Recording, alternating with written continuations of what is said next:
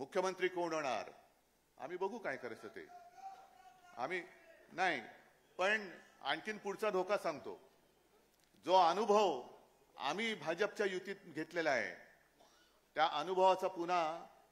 अनुभवाची पुनरावृत्ती नकोय मला आम्ही 20 वर्ष 25 वर्ष 30 वर्ष सेना भाजप युती मग जागा वाटप व्हायचा मग अशाच बैठका व्हायच्या आणि त्या बैठकांमध्ये जाहीर केलं जायचं की ज्याच्या जागा जास्त येतील त्याचा मुख्यमंत्री आणि हेच धोरण हे आम्ही एकमेकाच्या पायावरती धोंडे पाडण्यात टाकायचो कारण तुझ्या जास्त जागा आल्या तर तुझा मुख्यमंत्री होईल मग तुझी जागा मी पाडणार माझी जागा तू पाडणार तो आपली जागा तो पाडणार मग पाडापाडीच्या राजकारणामध्ये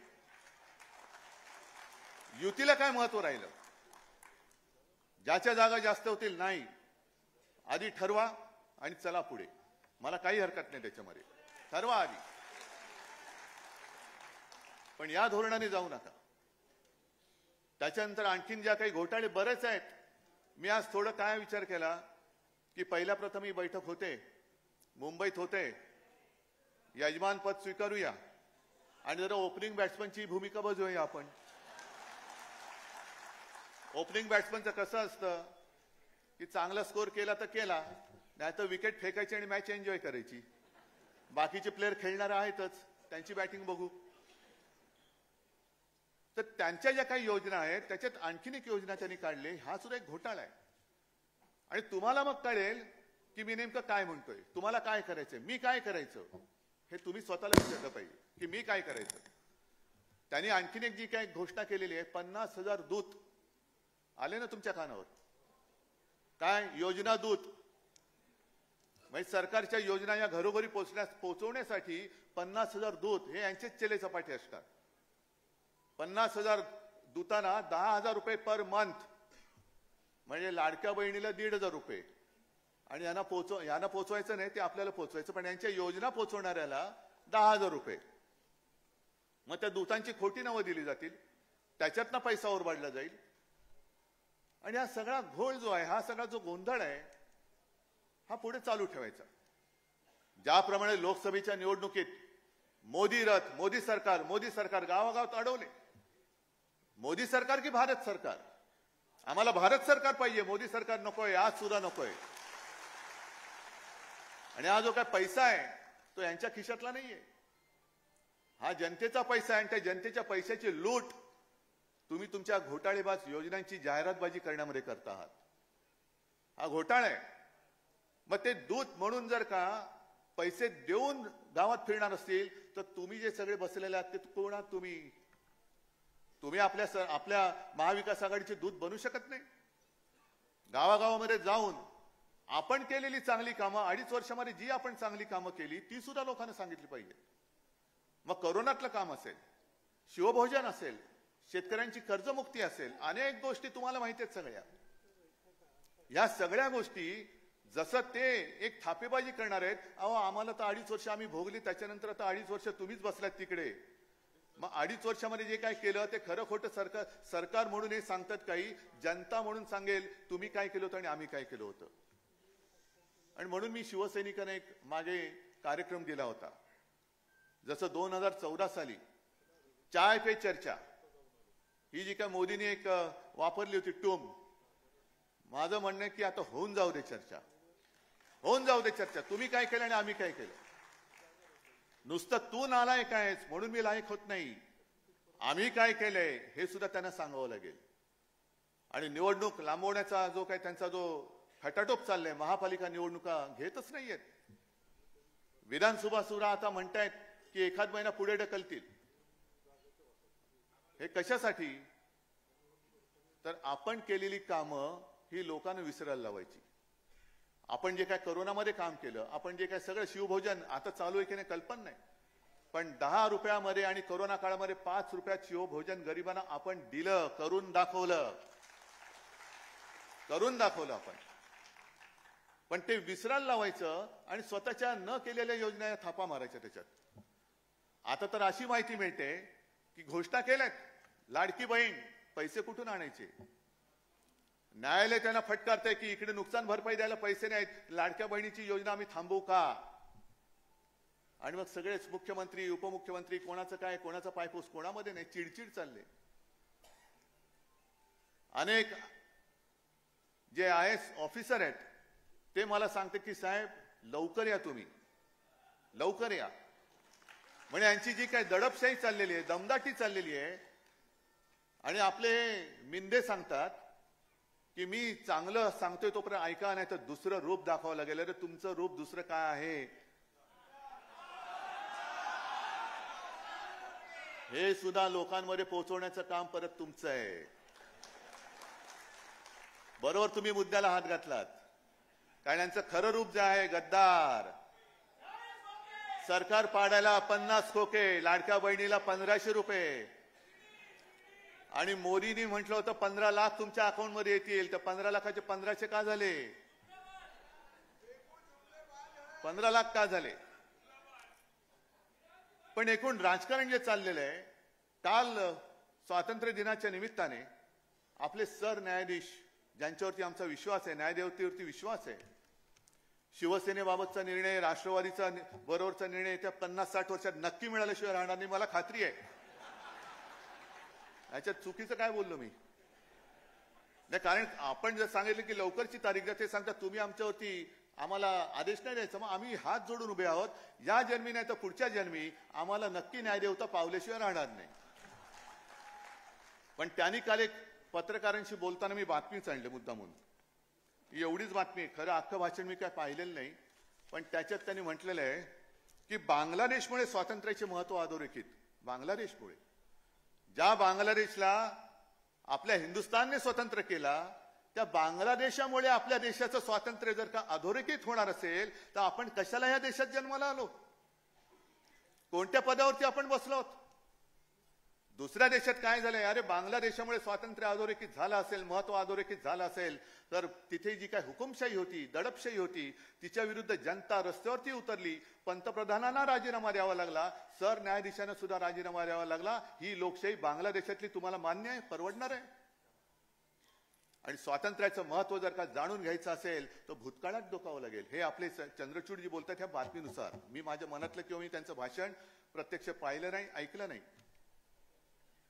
पण भूतकाळात डोकावं लागेल. चंद्रचूड साहेब मान्य आहे, पण आमचा प्रॉब्लेम असा आहे की आम्ही जेव्हा भूतकाळात डोकावतो ना, तेव्हा आम्हाला रामशास्त्री प्रभूने दिसतात. रामशास्त्री प्रभूने राघोबा दादाला या प्रायश्चित्ताला, या जे काय पाप आहे, हा जो गुन्हा आहे, त्याला देहांत प्रायश्चित्ताशिवाय दुसरं शिक्षा होऊ शकत नाही, हे सांगणारे रामशास्त्री प्रभूने आमच्या भूतकाळात लपलेले आहेत. आणि आपण सुद्धा कधीतरी भूत होणार आहोत, म्हणजे भूतकाळात जाणार आहोत. आजचा जो वर्तमान काळ आहे तो उद्याचा भूतकाळ आहे. मग त्यावेळेला आणखीन कुठे काही घडलं, मग देशाचं स्वातंत्र्य, त्याचं महत्व कळण्यासाठी भूतकाळात डोकावं लागलं, तर मग आम्ही राजकारणी म्हणून काय करतो? आणि चंद्रचूड साहेब तुम्ही सुद्धा या देशाचे सरन्यायाधीश म्हणून काय केलं हे त्यावेळेच्या भूतकाळामध्ये नमूद झालेलं असेल, हे नमूद झालेलं असेल. आज जी का आम्ही लढाई लढतो आहोत ही लोकशाहीचीच लढाई आहे, स्वातंत्र्याचीच आहे. ज्या पद्धतीने हिंदू मुसलमान आणि महाराष्ट्रामध्ये सुद्धा समाजामध्ये हे जे काय आगी लावतायत. आता काय झालं, गेल्या निवडणुकीमध्ये मुस्लिम समाजाने भरभरून मतदान केलं, बौद्धांनी केलं, सगळ्यांनी केलं, हिंदूंनी तर केलंच, मराठी माणसांनी केलं. पण मुसलमानांनी मतदान का केलं? उद्धव ठाकरे बरोबर मुस्लिम का आले? मी हिंदुत्व सोडलं. पण करोना काळामध्ये जे काय आपल्या सरकारने काम केलं, हे नालायक आपले महायुतीतले आपले विरोधक जे आपणच त्यांना मोठं केलं ते विसरले. पण ज्यांना आपण वाचवलं ते मुस्लिम असो बौद्ध असो ते नाही विसरू शकले. सीए एनआरसीच्या वेळेला सुद्धा जे काम आपण केलं, एक भयभीत वातावरण झालं होतं सगळं. आता काय करणार? इथल्या लोकांना हाकलून देणार. मी महाविकास आघाडीच्या तर्फे मुख्यमंत्री म्हणून सगळ्यांना सांगितलं होतं की मी एक सुद्धा असं पाऊल केंद्राला उचलायला देणार नाही. जे या देशाचे नागरिक आहेत आणि जे देशावरती प्रेम करतात त्यांना मी इथून जाऊ देणार नाही. म्हणून मुस्लिम आमच्या सोबत आले. काल मोदीजी तुम्ही जे बोललात की सेक्युलर संविधान, सेक्युलर नागरिक संहिता, म्हणजे तुम्ही काय हिंदुत्व सोडलं? हिंदुत्व न मानणाऱ्या चंद्रबाबूच्या मांडीला मांडी लावून तुम्ही बसलात, नितीश बरोबर बसलात, मग तुम्ही हिंदुत्व नाही सोडलं? मग उगाच आपल्यामध्ये आगी लावण्यासाठी म्हणून तुम्ही ते वक्फ बोर्डाचं बिल का आणलं? बरं आणलं तर आणलं, हिम्मत होती तर बहुमत तुमच्याकडे असताना मंजूर का नाही करून दाखवलं? तुम्ही मंजूर का नाही करून दाखवलं? नोटबंदी तुम्ही आम्हाला विचारून केली होती, आम्ही तुमच्या सोबत होतो, पण सगळे मंत्री, कॅबिनेट मंत्री असं म्हटलं जातं की त्यांना लॉक करून मोदी बाबा एकटे टीव्हीवरती गेले आणि आज रात 12 बजे लोकांना वाटलं 12 बजे काय होणार देव जाणे, नोटबंदी. मग आज बहुमत तुमच्याकडे असताना हे विधेयक मांडण्याचं नाटक हे थेर का केलं तुम्ही? शिवसेनेचे खासदार उपस्थित नव्हते. अरे नव्हते, कारण मी स्वतः दिल्लीत होतो, माझे सगळे खासदार माझ्यासोबत होते. आणि त्या बिलावरती चर्चा करण्याचं जर ठरवलं असतं तर माझे जे खासदार आहेत ते येऊन बोलले असते, काय बोलायचे असते ते. पण तुम्ही वक्फ बोर्डाची जमीन जर ढापून तुमच्या उद्योगपतींच्या घशात घालणार असाल, जसं तुम्ही आमच्या हिंदू संस्थानांच्या मंदिराच्या जमिनी लाटताय, लुटतायत आणि तुमच्या लाडक्या कॉन्ट्रॅक्टरला देत आहात. महाराष्ट्रामध्ये सुद्धा देवाची, संस्थानाची, मंदिराची जमीन किती राजकारण्याने ढापले त्याची यादी काढा. मराठवाड्यामध्ये किती ढापलेली आहे, बीडमध्ये किती केलेली आहे, लावा ना एकदा तो काय प्रश्न आहे तो धसाच लावा. कोणी केले ती जमीन ढापले? बीडमध्ये तर केस सुरू आहे. अरे वक्फ बोर्ड तर बाजूला ठेवा, माझ्या मंदिराची जमीन चोरली जाते आणि त्याच्यावरती तुमचे मित्र येऊन बांधकाम करणार असतील तर आज मी जाहीर करतो, वक्फ असो किंवा हिंदू संस्थान असेल किंवा कोणत्याही धर्माच्या जागा असतील, आम्ही वेळवाकडं काही त्याच्यामध्ये होऊ देणार नाही, अजिबात नाही होऊ देणार. अयोध्येमध्ये तुम्ही जे काही केलं, कार सेवकांनी बलिदान केलं, कोणासाठी केलं? लोढासाठी केलं, अदानीसाठी केलं, रामदेव बाबासाठी केलं, श्री श्री रविशंकरसाठी केलं. कितीतरी लाखो कारसेवक तिकडे गेले, बलिदान झालं त्यांचं, मार खाल्ला, काही अपंग झाले आणि मग राम मंदिर उभं राहिलं. एक तर तुम्ही बांधलं ते सुद्धा गळकं, आमच्या हातामध्ये घंटा. आणि अयोध्येमधली जमीन कोणत्या दराने त्या ट्रस्टने विकत घेतली आणि त्याच्यावरती ती कोणाला दिली ह्याच्यावरती सुद्धा जेपीसी लावा. हा विषय फक्त वक्फ बोर्डचा नाहीये, हा माझ्या मंदिरांचा सुद्धा आहे. आमचे शंकराचार्य जे बोलतात की केदारनाथ मधलं 200-250 किलो सोनं गायब झालं, लावा त्याची सुद्धा चौकशी लावा. त्या तिकडे कोणी चोरलं आणि पितळ्याचं कोणी तिकडे मुलामा दिला, हे सुद्धा पितळ उघडं पडलंच पाहिजे. पण सगळं चांगलं चाललेलं आहे आणि आता भाजपचं काय खरं नाही, कारण मोदींची गॅरंटी चालत नाही म्हटल्यानंतर तुम्ही उद्धव ठाकरेला जर का अडचणीत आणण्यासाठी हे प्रश्न विचारत असाल तर इथली जनता काही ही दूधखुडी नाहीये की तुम्ही म्हणाल ते ऐकाल. म्हणून माझं म्हणणे की आजच निवडणुका घेऊन दाखवा, तुम्ही आजच घेऊन दाखवा. आणि मग जसं वक्फ बोर्डाचं तुम्ही बिल आणलं, मी आज जाहीर त्यांना प्रश्न विचारतोय, महाराष्ट्रामध्ये तुम्ही समाजामध्ये जी काही आग लावलेली आहात, मराठा, ओबीसी, धनगर, मी तर स्वच्छ भूमिका मांडलेली आहे, मला वाटतं पवार साहेब तुम्ही सुद्धा मांडलेली आहेत, काँग्रेसने सुद्धा मांडलेली आहे. मर्यादा वाढवण्याचा हक्क, अधिकार हा राज्य सरकारला नाहीये. बिहारने वाढवलेली मर्यादा ही कोर्टाने उडवून लावली. हा अधिकार जो आहे तो फक्त आणि फक्त लोकसभेचा आहे, अन्यथा राष्ट्रपती हे करू शकतात. सर्वोच्च न्यायालयाचा अहवाल घेऊन, त्यांचा सल्ला घेऊन आरक्षणाची मर्यादा वाढवू शकतात. बरोबर ना पृथ्वीराजजी? मग मराठा आरक्षणाचं बिल लोकसभेमध्ये आणा, मर्यादा वाढवा, ओबीसीचं आरक्षण तसंच ठेवा, धनगरांना द्या, सगळ्यांना द्या. आज आम्ही सगळे महाविकास आघाडी त्याला पाठिंबा देतो. आणा आरक्षणाच्या मर्यादा वाढवण्याचं बिल आणा. पण आगी लावून ठेवायच्या, धर्माधर्मात आगी, हिंदू मुसलमान मध्ये आगी, हिंदूंमध्ये मराठी मराठीमध्ये आगी, मराठी माणसामध्ये मराठेतर मध्ये आगी. आणि त्या आगीवरती म्हणजे तुम्ही घरांच्या होळ्या पेटून त्याच्यावर तुमच्या पोळ्या भासतात. म्हणून आम्ही तुम्हाला गाडल्याशिवाय राहणार नाही. आणि म्हणूनच म्हणतो, एक तर तू तरी राहशील किंवा मी तरी राहील. आणि ही पुढची लढाई जी आहे, बोलण्यासारखं खूप आहे, बोलण्यासारखं खूप आहे. अगदी मुंबईची सुद्धा हालत त्यांनी काय करून ठेवली ती बघा.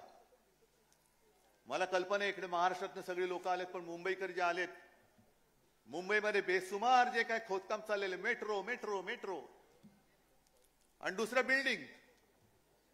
मग बातम्या ज्या येतात, धरणं भरली तरी मुंबईकरांची तहान का भागत नाही? कारण तुम्ही खोरून ठेवलंय सगळं. काही ठिकाणी गटाराचं पाणी पिण्याच्या पाण्यामध्ये मिक्स होतंय. अनेक मुंबईकरांना पोटाचे विकार होत आहेत. कोण जबाबदार कोण आहे? कोण जबाबदार आहे? कारण मुंबईला यांनी कधी शहर म्हणून बघितलंच नाही. मुंबईकरांना कधी आपलं मानलंच नाही. सोन्याची कोंबडी अंड देणार ही कोंबडी म्हणून जर का मोदी आणि शहा बघत असतील आणि स्वतः जरी शाकाहारी असले तरी सोन्याचं अंड देणारी कोंबडी जर तुम्ही कापणार असाल तर मुंबईकर तुमची काय हालत करेल ते त्या निवडणुकीत कळेल. या निवडणुकीत कळेल. म्हणून एकच हात जोडून नम्र विनंती की लोकसभा निवडणूक आपण महाराष्ट्राने देशाला दिशा नक्की दाखवलेली आहे.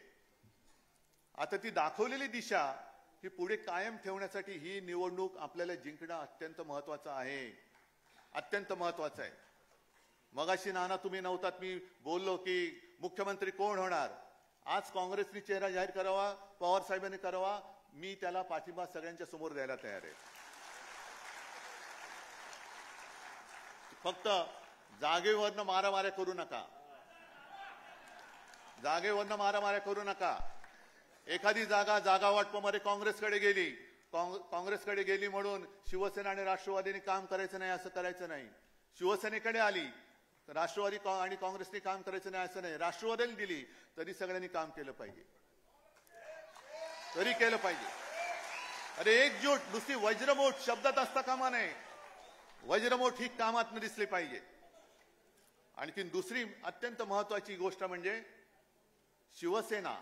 होय, मी शिवसेनाच म्हणतो कारण ते तोतई आहेत, ते चोर आहेत. त्या चोरांच्या हातात मी शिवसेना ठेवणार नाही. भले माझं धनुष्यबाण त्यांनी चोरलं असेल तरी पुन्हा एकदा सांगतो, त्यांच्या बुडाला आग लावण्यासाठी मी मशाल घेतलेली आहे.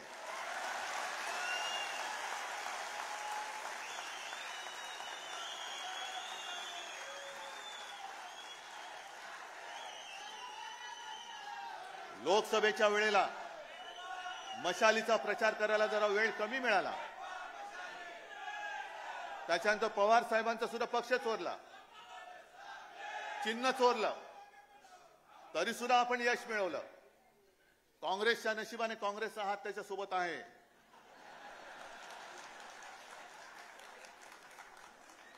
त्याच्यामुळे काँग्रेसचा हात, शिवसेनेची मशाल आणि पवार साहेबांचा तुतारी वाजवणारा मावळा हा गावागावामध्ये पोचवा, घराघरामध्ये पोचवा आणि हातामध्ये मशाल घेऊन यांच्या